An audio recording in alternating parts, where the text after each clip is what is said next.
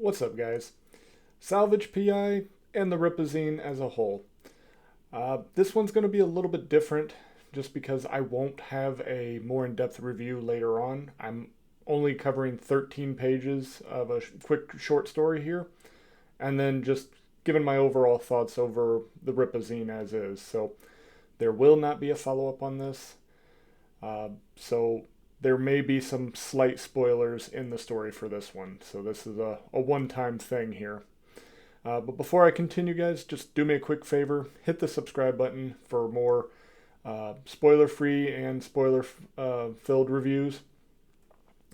And if you would, give this video a thumbs up. I would certainly appreciate that. Alright, so I am going to still say somewhat vague. I'm just going to kind of spoil kind of the ending. I think it's just kind of partway through that story. So, like I said, it's a 13-page short story. We're focused on a private investigator hired to look into some robberies going on for a business. He's going around asking questions, and this ends up getting him into some trouble. He ends up in a firefight, and he appears to have some like super hearing, or at least like some. I'm not 100% certain if he's an accept or not, but we are focused in on his hearing ability. So I would assume lower level accept, and this helps him both kind of with his detective work.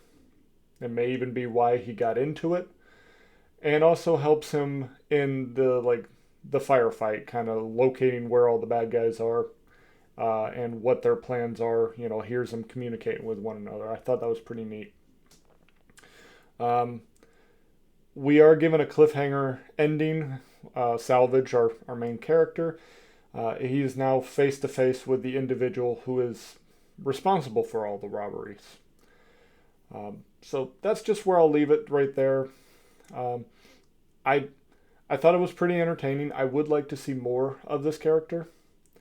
I think a series wouldn't be a bad thing. I could find myself gravitating towards that. So again, I only have 13 pages to work with, so I can't go too in depth.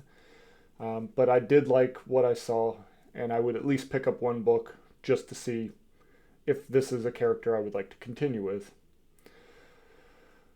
All right, so now on to the rest of the Rippazine. I just kind of thumbing through it a little bit. We had interviews with like Chuck Dixon, Mike Barron, Dean Cain.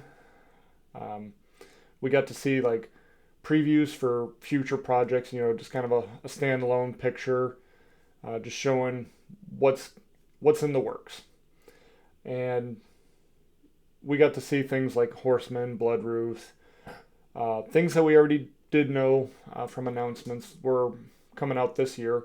We also got to see Jay David's Achromatic Chronicles Green, since he is part of the Rippazine program. So I thought that was pretty interesting, just letting everybody see what's going on. And then for potential new customers, there's a little partial comics for each one of the Rippaverse comics so far. And it gives you several pages to at least kind of gauge whether or not this would be a comic that you would want to pursue and spend more money on. I really liked that overall aspect as well.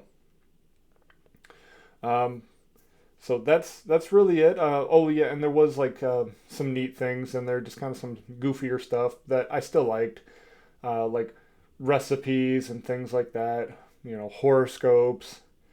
Just, fun little tidbits in there. It kind of gave me some old Nintendo Power vibes.